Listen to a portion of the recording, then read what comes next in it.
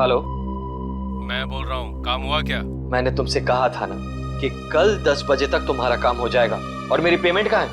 Payment मिल जाएगा तुम्हें। कितनी बार कहा मैंने तुमसे कि मुझे आधे पैसे एडवांस चाहिए और बाकी का काम खत्म होने के बाद। काम करो, पैसा तुम्हें मिल जाएगा। फोन रखो तुम।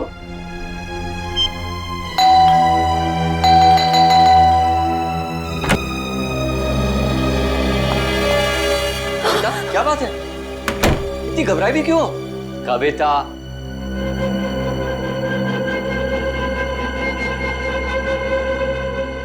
कविता, मैंने उसे वहां देखा था, नीचे नीचे खड़ा था वो। नीचे? कौन? सूरज। सूरज, तुमने अपनी दवाइयां ली? अमन, मैं बीमार नहीं हूँ। मैंने उसे नीचे देखा था। उसकी आंखें उसी मासूमियत से मुझे देख रही थी जैसे पहले देखा करती।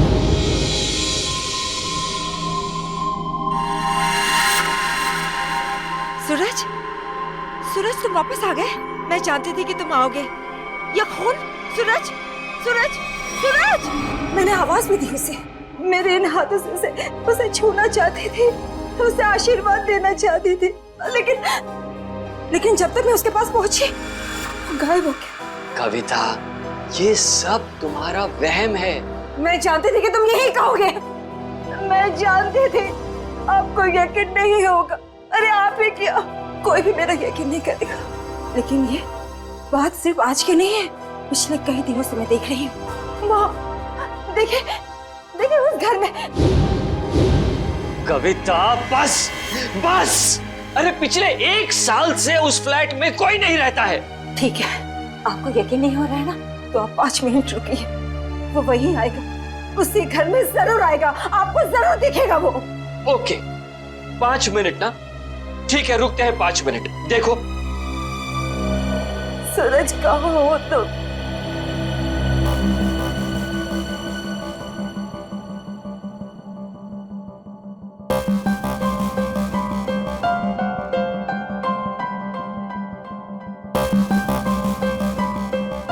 लो, हो गए तुम्हारे 5 मिनट। आया सूरज? आया नहीं ना? प्लीज 5 मिनट और रुकिए, वो जरूर आएगा। बस कविता, बस। अरे अगले आधे घंटे भी यहाँ खड़ी रहोगी ना, तब भी वहां सूरज नहीं आएगा। तुम्हारे पास ये सब फजूल की बातों के लिए फुर्सत है, मेरे पास नहीं। Enough of this nonsense. रुकिए तो, वो आएगा, वो जरूर आएगा।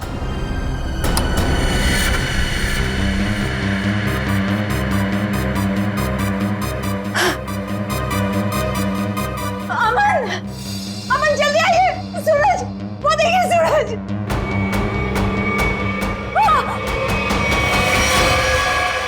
सूरज, अमन, अमन, अमन, जल्दी आइए, जल्दी आइए। अरे अमन, सूरज गिर गया। कविता, आइए जल्दी, आइए। वो छत से गिर गया है, मैंने अपनी आंखों से देखा है। चलिए जल्दी। कविता क्या कर रही हो? अरे सबके सामने तमाशा मत करो प्लीज। अरे हमें सूरज को बचाना है। सूरज, सूरज! क्या हुआ मैम साहब, आप इस तरह चिल्ला क्यों रही हैं? कहाँ है सूरज? सूरज कहाँ गया? कौन सूरज मैम साहब? इस विंग में तो इस नाम के कोई भी साहब नहीं रहते। अमन, अमन मेरा यकीन करिए, सूरज को मैंने ऊपर बालकनी से गिरते हुए देखा था। यही गिरा था वो। देखो, यहाँ तो कोई भी नहीं है कोई दिख रहा है? नहीं ना? कविता क्या कर रही हो तुम? मैम साहब, जरूर आपने कोई बुरा सपना देखा होगा मैम साहब।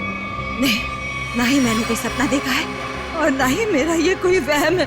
मैंने उसे अपनी आंखों से देखा है, समझे तुम? कविता, कविता, बस करो तुम। मैं अब और बर्दाश्त नहीं कर सकता। आज तुम्हारे इस वहम को मैं दूर कर ही देता हूँ। ये इसी मनुष्य फ्लैट से तुमने सूरज को कूदते हुए देखा था ना? यही है ना वो फ्लैट? मैं सच कह रही हूँ अमन, मैं सच कह रही हूँ। मैंने अपनी आंखों से देखा है उसे गिरते हुए।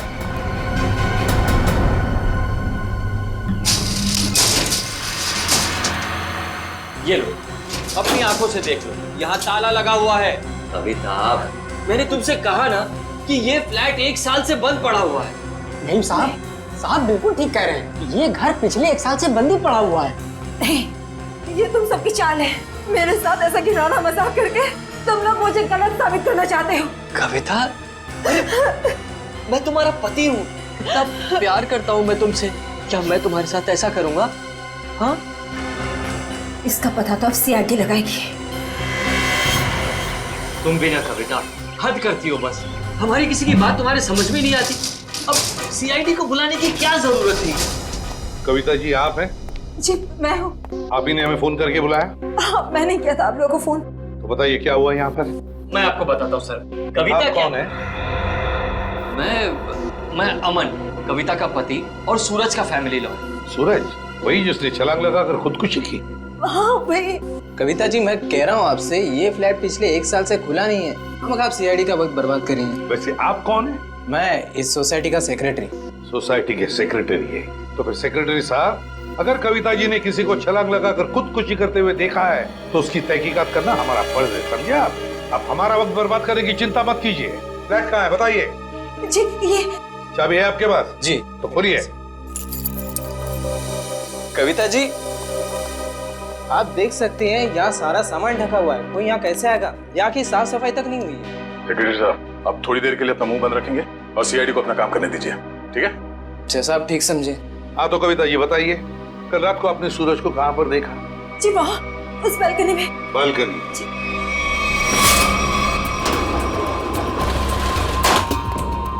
आइए बताइए, सूरज को कहाँ देखा था आपने? यहाँ खड़ा था। यहाँ पर? हाँ जी। और सर ये सिर्फ कल की बात नहीं, पिछले कई दिनों से मैं उसे यहीं देख रही हूँ। पर कविता जी ये हो कैसे सकता है? ये फ्लैट को बाहर से ताला लगा हुआ था और ये फ्लैट 6ठे माले पर है। भले ये फ्लैट 6ठे माले पर हो या 7वें माले पर, लेकिन यहाँ पर कोई तो आया था जरूर। कल रात को यहाँ पर कोई था, समझे? पर ये आप इतनी यकीन के साथ कैसे कह सकते हैं? ये मैं नहीं कह रहा हूँ, इस रेलिंग पर जो धूल जमी हुई है ना, ये हमें बता रही है। पर ये हो कैसे सकता है? कोई तो आया था यहाँ पे बालकनी में। ये बालकनी की रेलिंग पे ये मिट्टी देख रहे हो? यहाँ पे मिट्टी साफ है। ऐसा लगता है कोई यहाँ पे था जिसने इस रेलिंग के साथ छेड़छाड़ की। अब आप लोगों को मेरी बात पर यकीन हुआ ना सर? देखा अमन, मैं सच कह रही थी। एक मिनट। अगर किसी ने यहाँ से खुदकुशी की होती तो उसकी लाश कहाँ है? और इतने ऊपर से कूदने के बाद जमीन पर गिरते ही उसका सर फटा होगा, खून निकला होगा। जमीन पर ना उसकी लाश मिली, ना जमीन से खून के निशान। और तो और वॉचमैन तो कुछ देखता। अब हम देख लेंगे और पता भी लगा लेंगे। देख नीचे चलते हैं।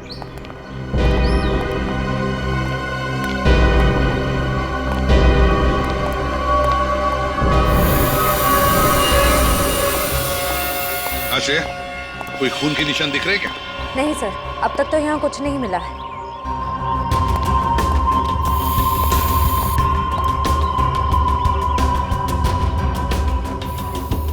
वॉचमैन, कल रात ड्यूटी पर थे ना तुम? साहब नहीं था। तो फिर तुमने देखा कैसे नहीं किसी को ऊपर से गिरते हुए? साहब रात में मैं ही यहाँ पे बैठा हुआ था। ये मेम साहब अचानक यहाँ आई और बोलने लगी कि सूरज ऊपर से कूद गया। अच्छा एक बात बताओ, कल कोई अनजान आदमी आया था कल रात को यहाँ इस विंग में? नहीं साहब, इस विंग में जो लोग रहते हैं वही लोग आए थे साहब। आप चाहें तो मैं आपको रजिस्टर भी दिखा सकता हूँ साहब। सर हाँ? सर खून के कोई ट्रेसेस नहीं मिले वहाँ पे। ऐसे कैसे हो सकता है? आप लोगों को कुछ सबूत मिला है ना बालकनी में किसी की मौजूदगी का? मैं सच कह रही हूँ सर, मेरा यकीन कीजिए। कविता जी, हम आपका पूरा विश्वास कर रहे हैं, आप सच बोल रही हैं। मैं तो सच बोल रही हूँ, लेकिन मुझे लगता है कि ये लोग झूठ बोल रहे हैं। क्या मतलब? शायद ये लोग मुझे झूठा साबित करना चाहते हैं। लेकिन क्यों गलत साबित करना चाहते हैं ये लोग? ऐसा ही है सर, मेरे आने से पहले इन लोगों ने लाश को ठिकाने लगा दिया होगा, खून भी साफ कर दिया होगा। मेरा यकीन कीजिए, मैं सच बोल रही हूँ। कविता, तुम सबके सामने पतंग खड़ा कर रही हो। एक मिनट सर, आप नहीं सर, मैं सच बोल रही हूँ। सर आप मेरी पत्नी की बातों को ज्यादा गंभीरता से मत लीजिए। दरअसल उसका दिमागी इलाज चल रहा है। दिमागी इलाज चल रहा है? क्यों, किस लिए? उसे हेलुसिनेशंस होते हैं सर। उसे ऐसे लगता है जैसे सब लोग उसके खिलाफ हैं। और जिस सूरज की वो बात कर रही है ना, उसकी तो 1 साल पहले मौत हो चुकी है। सूरज की मौत 1 साल पहले हुई थी? जी। अच्छा, और फिर भी इस बात का तो नजरअंदाज नहीं कर सकते ना कि आपकी पत्नी कविता ने किसी को ऊपर से छलांग लगाकर खुदकुशी करते हुए देखा है। एक बात बताइए, सूरज की मौत हुई कैसे थी? सर, सूरज ने फ्लैट से कूदकर आत्महत्या कर ली थी। वैसे आप कौन है? मैं सूरज का चचेरा भाई प्रतीक और ये मेरी पत्नी नताशा। एक बात बताइए, सूरज ने आत्महत्या क्यों की? सर, सूरज को अपने पिता से बहुत लगाव था और उनकी मौत के बाद उसके पास जिंदा रहने का कोई मकसद ही नहीं बचा था। कविता जी, एक बात बताइए, क्या आपने 1 साल पहले सूरज को कूदते हुए देखा था अपने घर से? तभी मैं इस शहर में नहीं थी सर। मेरे वापस आने के बाद मुझे बताया गया था, लेकिन मुझे यकीन ही नहीं हुआ। माँ बाप की मौत हर बच्चों के लिए बहुत बड़ा सदमा होती है, लेकिन इसका मतलब ये नहीं है कि आप अपनी जिंदगी का अंत ही कर दो। सर, मैं पूरे यकीन के साथ कह सकती हूँ कि सूरज जिंदा था। पिछले कई दिनों से मैं उसे देख रही थी। कविता,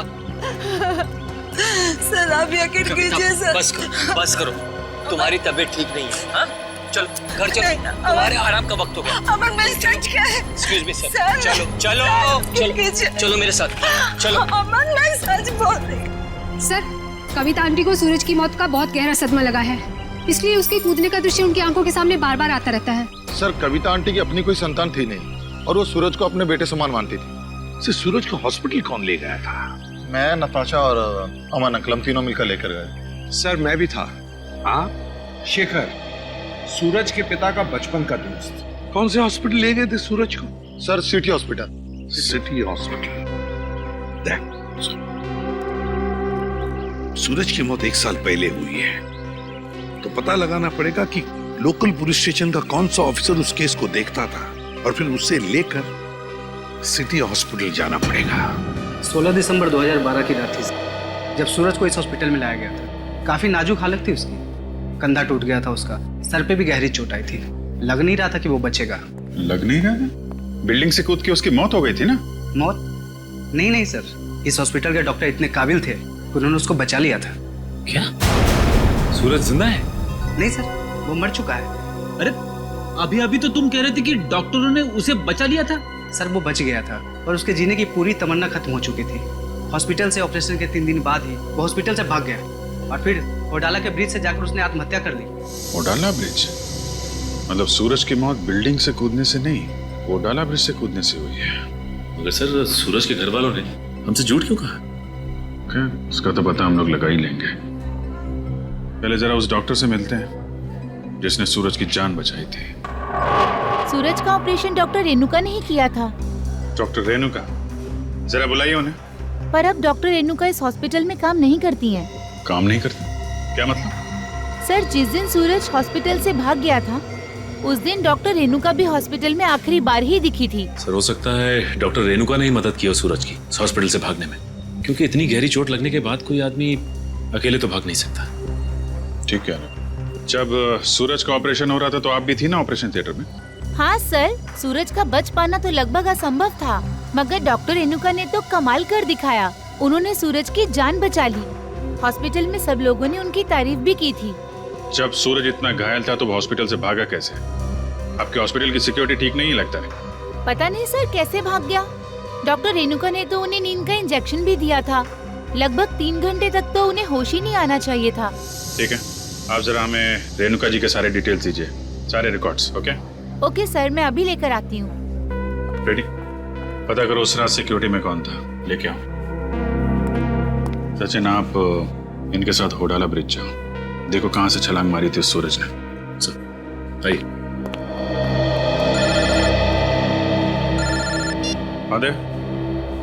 नहीं, अभी तो मैं हॉस्पिटल में ही हूँ। हाँ, कुछ हैरत अंगेज चीजें पता चली है, मिलके बताता हूँ। Okay bye. सर, उस रात ये वॉचमैन ड्यूटी पे था। एक घायल आदमी हॉस्पिटल से भाग गया है? ड्यूटी पे सोते हो क्या?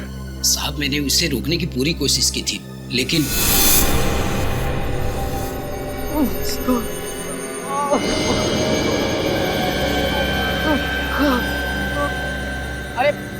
अरे साहब, आप कहाँ जा रहे हैं? अपने काम से काम रख। ऐसे मैं आपको नहीं जाने दे सकता साहब। मेरे बीच में हट जा वरना फिर जान ले लूंगा। और साहब ये कहाँ से उठाया आपने? नहीं, मैं आपको नहीं जाने दे सकता। ये देखिए साहब, उस चोट का निशान आज तक है। सूरज ने होडाला ब्रिज से कूद के आत्महत्या की और ये बात उसके घर वालों ने हमसे छुपाई है। कोई तो ऐसा राज है जिस पर वो लोग पर्दा डालने की कोशिश कर रहे हैं। क्या सूरज की मौत बिल्डिंग से कूदने से नहीं बल्कि होराला ब्रिज से छलांग लगाने से हुई थी? और इतनी बड़ी बात तुम लोगों ने मुझसे क्यों छुपाई? सिर्फ आप ही से नहीं कविता जी, इतनी बड़ी बात सीआईडी से भी छुपाई गई है। कानून से कोई बात तब छुपाई जाती है जब जुर्म के ऊपर पर्दा डालने की कोशिश की जा रही हो। हाँ? वो ये बात हमने कविता से इसलिए छुपाई थी, हम नहीं चाहते थे कि कविता सूरज के वापस लौटने की झूठी उम्मीद में जिए। जी हाँ सर, मौत बिल्डिंग से कूदकर हुई हो या फिर होडाला ब्रिज से छलांग लगाकर। सच तो ये है कि सूरज अब कभी भी लौटकर वापस हमारी जिंदगी में नहीं है। माना सूरज ने होडाला ब्रिज से नीचे छलांग लगाई मगर किसी को उसकी लाश मिली है? तो आप लोग इतने यकीन के साथ कैसे कह सकते हैं कि सूरज मर चुका है? मैं जानती थी कि सूरज जिंदा है और वो वापस जरूर आएगा। हे भगवान, तेरा लाख लाख शुक्र है, वो वापस आएगा। इसीलिए हमने ये बात कविता से छुपाई, क्योंकि हम नहीं चाहते थे कि ये सूरज की वापसी की झूठी आस में बंधी रहे। अब आपने इसे सब कुछ सच सच बताकर इस बेचारे की बची कुची जिंदगी में भी जहर घोल दिया। तुम मेरे पति नहीं हो, दुश्मन है दुश्मन। तुमसे मेरी खुशी देखी नहीं जाती, मेरा सुख तुमसे बर्दाश्त नहीं होता। बोलो, ये छुपाया था मुझसे कि हम नहीं छोड़ेंगे। कविता जी संभालिए। छोड़िए। अब तो खुश है ना आप लोग हमारे घर में झगड़ा लगाते हो? आपके घर के झगड़े से ज्यादा जरूरी फिलहाल हमें यह जानना है सूरज जिंदा है या नहीं, और अगर वो जिंदा नहीं है तो फिर कौन है वो आदमी जो नकली सूरज बनकर ये खेल खेल रहा है? अच्छा, ये है डॉक्टर रेणुका, इसने बचाया सूरज को। हाँ सर, इनके घर पे पूछताछ करने पे इनके नौकर ने बताया कि हॉस्पिटल की नौकरी छोड़ने के 1 हफ्ते बाद ये सिंगापुर चली गई थी। हॉस्पिटल से नौकरी छोड़ने के बाद ये सिंगापुर चली गई, तो फिर कभी न कभी तो वापस आती होगी।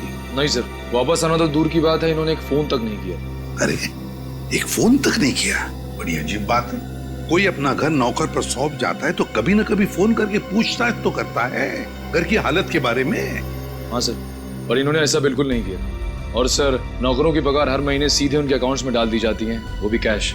नहीं, कुछ और ही चक्कर है, कुछ और ही चक्कर है ये। सर ये धीरज, इन्होंने सूरज को होडाला ब्रिज से कूदते हुए देखा था 1 साल। क्या तुम्हें पूरा यकीन है कि वो सूरज ही था? जी सर, पुलिस ने उस वक्त उसकी फोटो दिखाई थी, वही सूरज था। क्या यही था वो? हैं?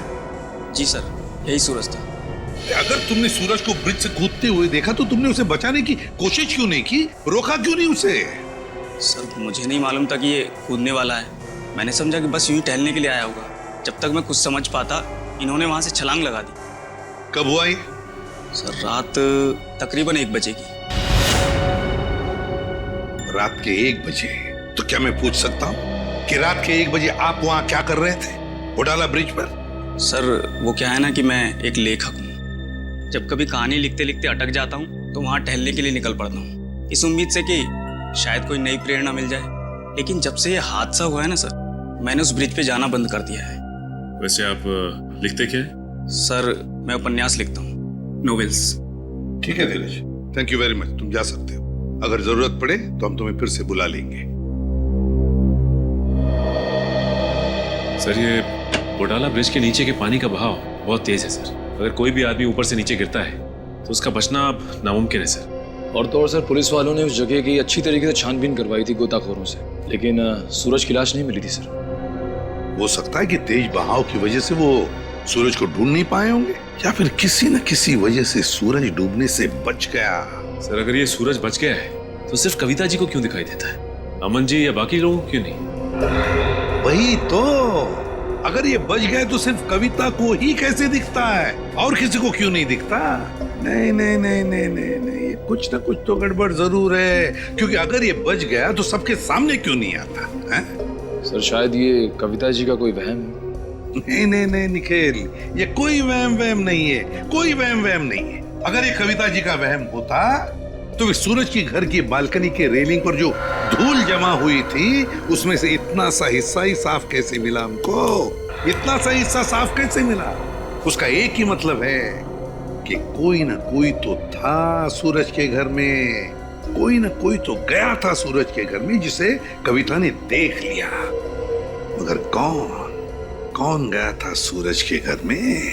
है कौन ये? इसका पता तो लगाना ही पड़ेगा।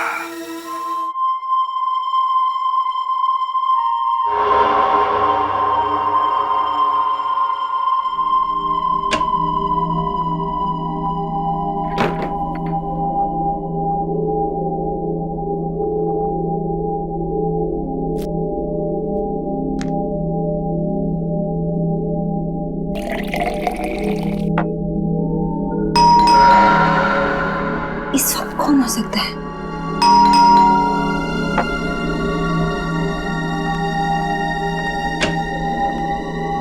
कौन है?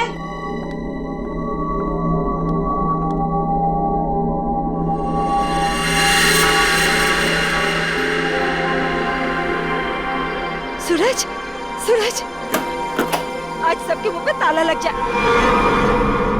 हाँ, सूरज, अब कहाँ चले गए? सूरज कहाँ? सूरज बंद करो ये मजाक, कहाँ हो तुम? सूरज आ जाओ अभी। सूरज, मेरी आंखें तरस गई है तुम्हें देखने के लिए। सूरज, सूरज कहाँ हो सूरज तुम?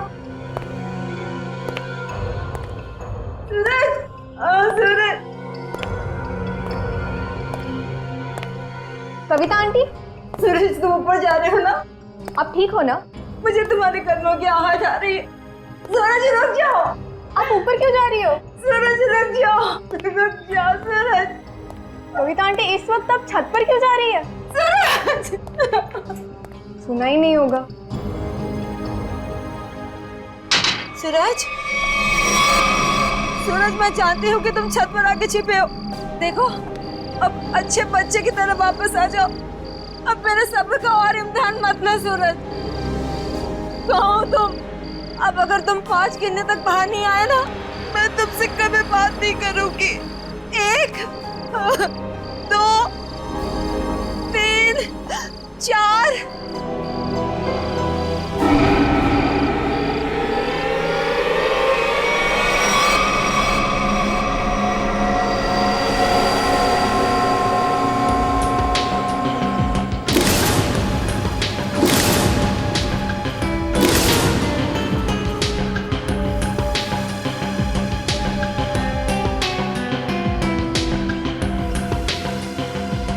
तुम इस विंग के वॉचमैन हो ना? जी साहब। कैसे हुआ ये सर? साहब, कल रात तकरीबन 2 बजे मुझे किसी की चीख सुनाई दी।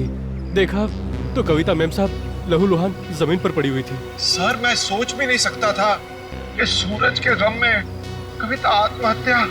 पता नहीं आजकल के लोग इतना कमजोर क्यों हो गए। दुख बर्दाश्त करने की किसी में भी शक्ति नहीं रही। सर,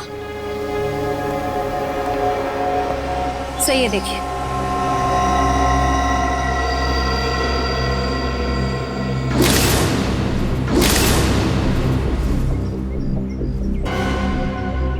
ये बात है।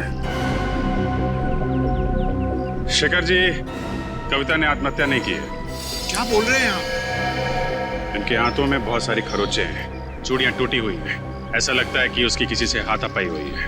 शायद खूनी ने छत पे से धक्का दिया इनको। वैसे ये बताइए कि आप में से किसी ने भी कविता जी को छत पे जाते देखा क्या? हाँ सर, मैंने देखा था। वो ऊपर जा रही थी सीढ़ियों से। मैंने उन्हें आवाज भी दी थी, पर उन्होंने सुना नहीं। कविता जी अकेले छत पे जा रही थी या उनके साथ में कोई और भी था?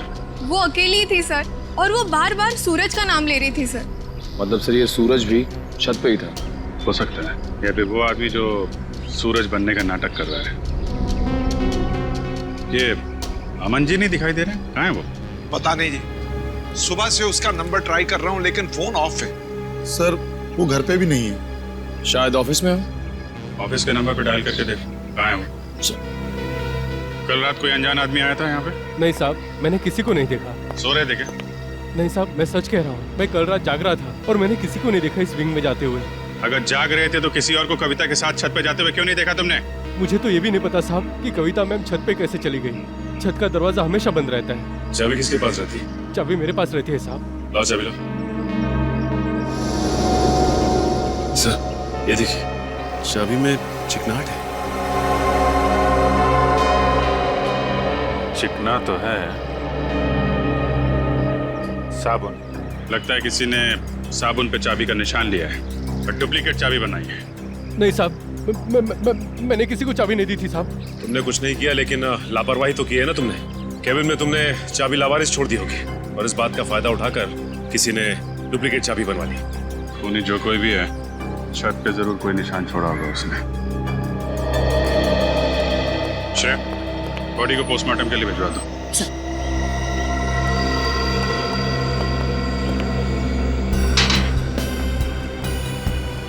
यहां से गिरी है।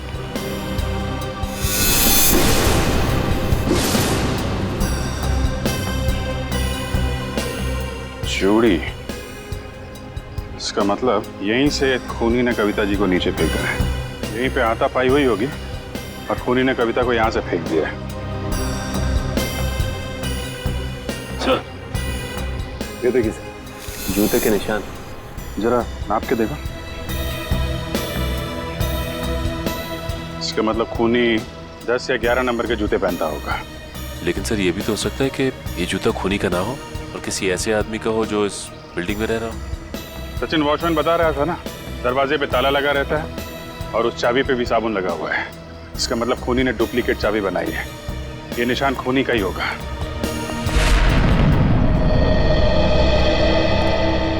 क्या पता चला ऑफिसर?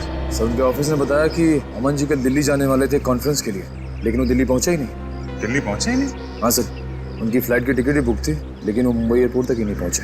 सर, कहीं ऐसा तो नहीं कि अमन जी ने ही कविता जी को? कैसी बात कर रही हैं आप? अमन कविता से बहुत प्यार करता था और वो कविता के लिए अपनी जान तक दे सकता था। ऐसी बात है तो फिर अमन गायब क्यों हो गया? बीवी की मौत हो गई और पति लापता? सर, मुझे शुरू से ही अमन के हाव भाव कुछ ठीक नहीं लग रहे थे। क्या मतलब? सर, अमन जी शुरू से ही हमारे परिवार के वकील रह चुके हैं। सूरज के माता पिता की मौत के बाद उन्होंने कभी किसी को बताया ही नहीं कि जायदाद का बंटवारा कैसे होगा। सर, मुझे लगता है अमन के दिल में खोट है, वो खुद ही सारी जायदाद हड़पना चाहता है। और हो सकता है कविता आंटी को सूरज बन के डराने के खेल में उन्हीं का हाथ हो। खैर, अमन इसमें शामिल है कि नहीं ये तो हम लोग पता लगा ही लेंगे, लेकिन ये बात तय है कि ये सारा खेल जायदाद की वजह से ही रचा जा रहा है।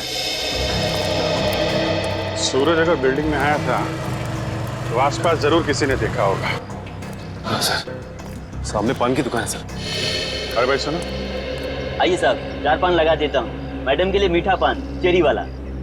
अरे नहीं, पान बाद में खाएंगे, थोड़ी बात कर लेते हैं पहले। हाँ जी, कहिए। अच्छा ये बताइए कि आपकी दुकान कितने बजे तक खुली रहती है?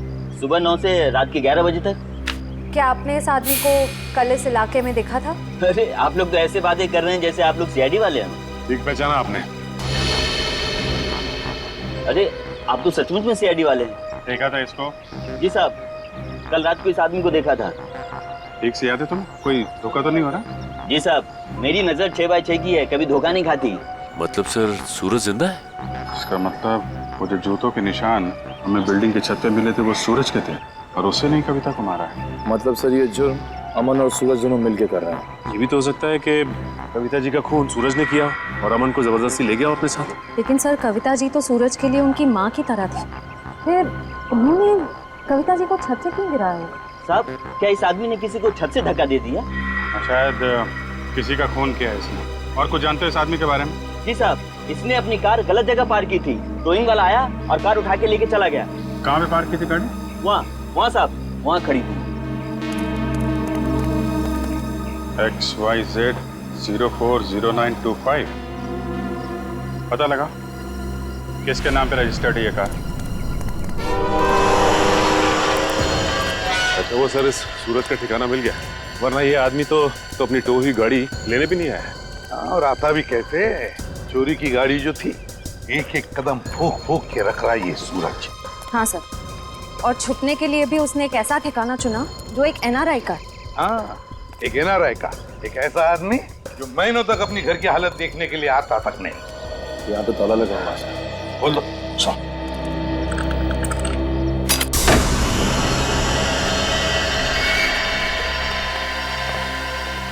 इस कमरे में से तो बहुत बुरी तरह से बदबू आ रही है।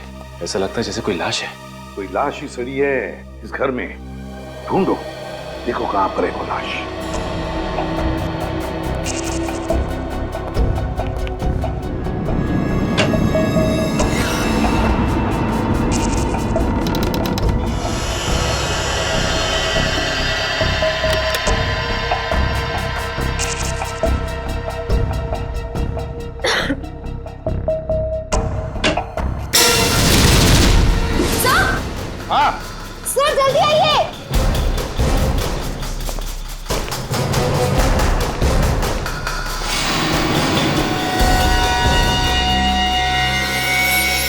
अरे ये तो रेणुका है, यही है ना वो डॉक्टर जिसने सूरज पर इलाज किया था? ये रेणुका ही है।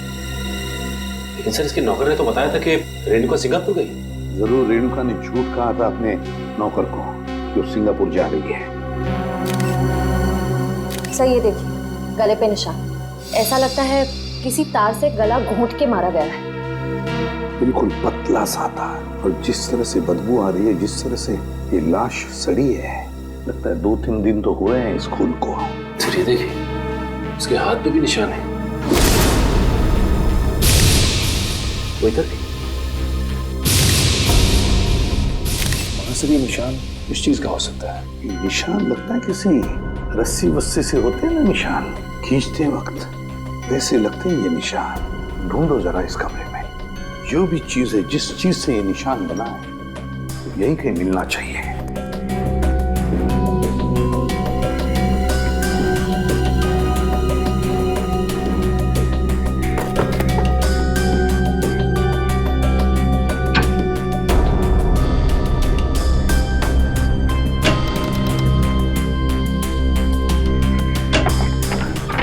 माय गॉड, सचिन ये देखो क्या है यहाँ पर कबर्ड में। डमी।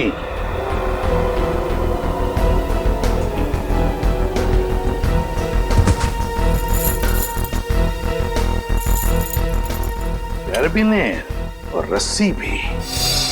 सचिन, लगता है रेणुका के हाथ पर जो निशान है ना, शायद इस रस्सी की वजह से ही है, खींचते हुए। ये देखो ऐसे। हाँ सर, लेकिन सर ये सारी की सारी चीजें इस घर में क्या कर रही हैं? क्योंकि ये सब चीजें तो शूटिंग में इस्तेमाल की जाती है, हार्नेस बांधने के लिए। याद है सचिन, सूरज के घर की बालकनी के रेलिंग पर बहुत सारी धूल जमी हुई थी, लेकिन एक जगह पर इतना सा हिस्सा साफ था। जरूर इस रस्सी की वजह से ही होगी वो जगह साफ। मतलब सर ये सूरज का बालकनी से कूदना कविता जी का वहम नहीं था, बल्कि रेणुका और सूरज दोनों की मिलीजुली साजिश थी। बिल्कुल सचिन, ऐसा ही होगा। हुआ ये कि सूरज जब अपने घर में आया तो कविता ने उसे सामने से देख लिया। फिर सूरज और रेणुका ने मिलकर इस डमी को अपने बालकनी से नीचे फेंक दिया। तब कविता को शायद ऐसे लगा कि सूरज अपनी बालकनी से कूद पड़ा, तो वो अपने पति के साथ नीचे दौड़ कर आई और यहाँ सूरज और रेणुका इस डमी को ऊपर खींचने लगी इस रस्सी से, और इसीलिए खींचने की कोशिश में रस्सी के जख्म के निशान रेणुका के दोनों हाथों पर आ गए। मगर सर ये सारा का सारा प्लान रेणुका और सूरज का था। एक बात समझ में नहीं आई, ऐसी क्या मजबूरी आई सूरज के सामने कि उसे रेणुका को मारना पड़ा? शायद रेणुका सूरज को ब्लैकमेल कर रही थी। Double game. काम करो, इस रेणुका के सारे फोन रिकॉर्ड्स चेक करो, सारे फोन रिकॉर्ड्स, और साथ में ये भी पता लगाओ कि ये डमी, ये कैरबिनेर और ये रस्सी कहां से खरीदे गए थे।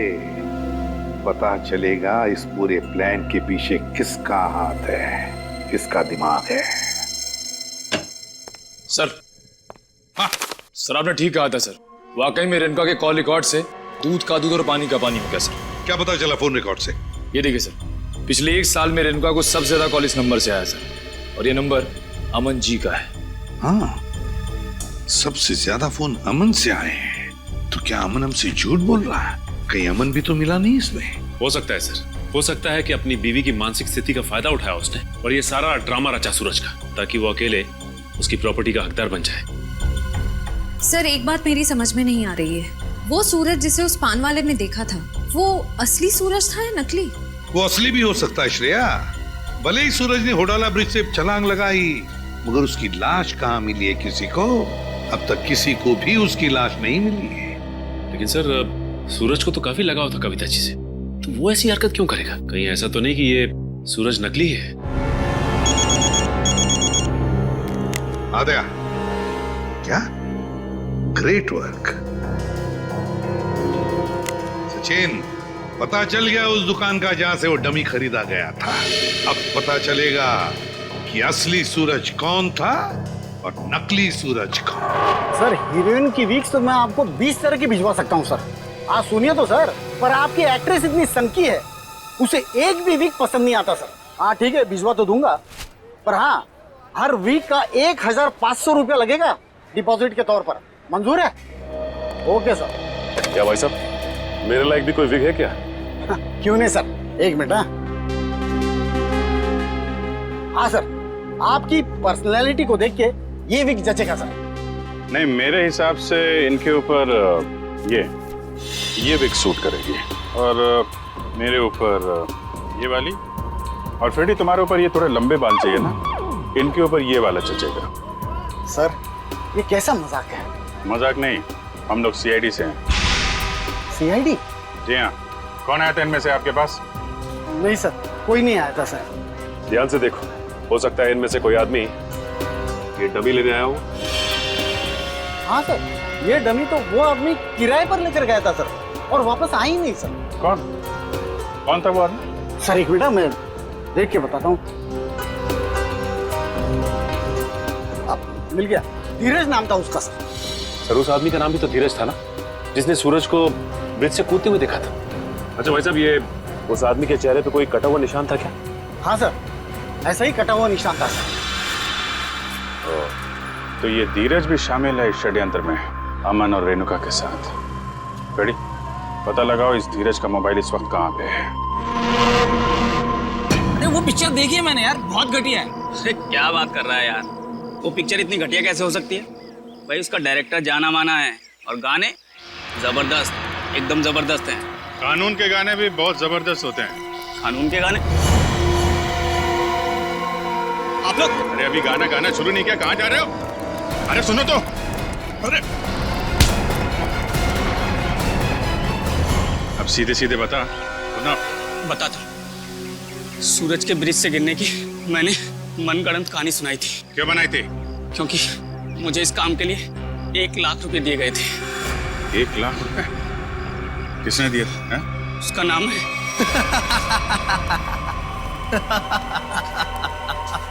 क्यों किया तुमने कविता के साथ ये सब? और मुझे यहाँ इस तरह बांध कर तुम्हें क्या मिलेगा? सुकून, ढेर सारा सुकून। ठीक उसी तरह जिस तरह मौत की दुनिया से निकलकर जिंदा लोगों की दुनिया में आकर मिलता है, वो सुकून। बकवास बंद करो। ना तुम कभी मरे थे और ना ही तुम सूरज हो। बहरूपिये हो तुम, बहरूपिये। अरे बाप रे, तुम्हें तो सब पता है। क्या है ना कि इतनी बातें जानना तुम्हारी सेहत के लिए ठीक नहीं है। तो मैं सोच रहा हूं कि तुम्हारी सारी तकलीफें मैं दूर कर ही देता हूं। ये क्या कर रहे हो तुम?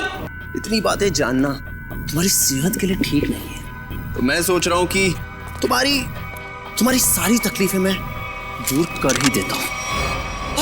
ये क्या कर रहे हो तुम? रुक जाओ जतिन,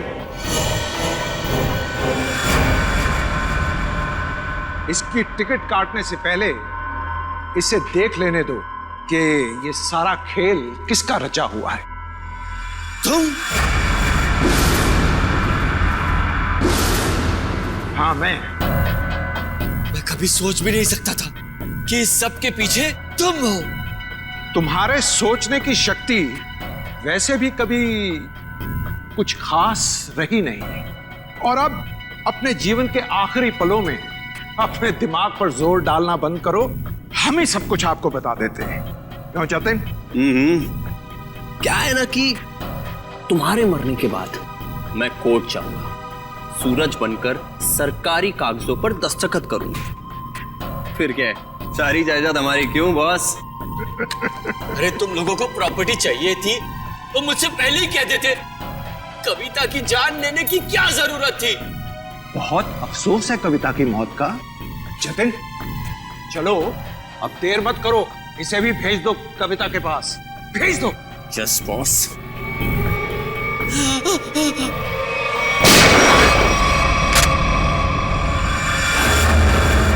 सब कुछ सुन लिया हम लोगों ने। अगर बाकी मुजरिम भी आप लोगों की तरह अपना जुर्म अपने आप कबूल कर लें तो सीआईडी का काम काफी आसान हो जाएगा। क्यों शेखर जी, आपका क्या कहना है? अरे रे रे रे रे, इतने भयानक मुजरिम को इतने आसानी से नहीं भागने देंगे हम लोग। क्यों किया ये सब? सूरज को उसके पिता से बहुत लगाव था, और उसकी मौत के बाद उसके जीवन में कोई रुचि नहीं रह गई थी। उसके दिमाग में आत्महत्या करने के ख्याल पनपने लगे। इसलिए तुमने सोचा कि सूरज को तो प्रॉपर्टी में कोई इंटरेस्ट है नहीं, तो क्यों ना बहती गंगा में हाथ धो लिया जाए, उसकी प्रॉपर्टी हथिया ली जाए। हाँ, इसलिए जब पहली बार सूरज ने बिल्डिंग से कूदकर आत्महत्या करने की कोशिश की तो तुरंत मैं उसे हॉस्पिटल लेकर गया ताकि किसी तरह से भी उसकी जान बच जाए और वो अपनी सारी दौलत मेरे नाम कर दे। और जैसे ही रेणुका को पता चला कि करोड़ों रुपए तुम्हारे हाथ लग गए तो उसने अपना हिस्सा मांगना शुरू कर दिया तुमसे। हाँ, लेकिन गड़बड़ तब हुई जब वो दोबारा हॉस्पिटल से भाग गया। मैंने और रेणुका ने बहुत ढूंढा उसे और तब हमने देखा कि सूरज, सूरज नहीं, सूरज मेरा पीछा मत करो, मेरे पीछे मत आओ, मेरा मर जाना है, ठीक है? नहीं, मुझे दोबारा बचाने की कोशिश मत करो। नहीं सूरज, ऐसा बर्ताव मत करो। किसी एक आदमी के चले जाने से जिंदगी खत्म नहीं हो जाती। वो मेरे पापा थे। पापा, तुम लोग क्या समझोगे मेरे पापा के बारे में? नहीं सूरज, नहीं नहीं नहीं, मुझे छोड़ दो। मुझे अगर तुम दोनों में से किसी ने भी कूदने से रोका तो मैं अपनी जान ले लूंगा, मैं अपनी जान ले लूंगा, मैं अपना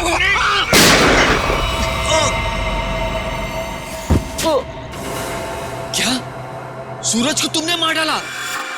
जानबूझकर नहीं मारा, गलती से गोली चल गई थी और फिर उसकी लाश को हमने नीमवाड़ी के जंगल में दफना दी। और फिर धीरज को तुमने अपना झूठा गवाह बना लिया ताकि कानून को गुमराह कर सको। हाँ, और जब हमें जतिन मिला जो सूरज का हम शक्ल था तो मुझे ऐसा लगा कि शायद कुदरत यही चाहती है कि मैं करोड़ों का मालिक बनूं, वरना ऐसा संयोग क्यों होता? कुछ संयोग इसलिए होते हैं कि ताकि अपराधियों को उनके किए हुए की सजा मिल सके। तुम दोनों फांसी की तैयारी करो, फांसी होगी तुमको, फांसी।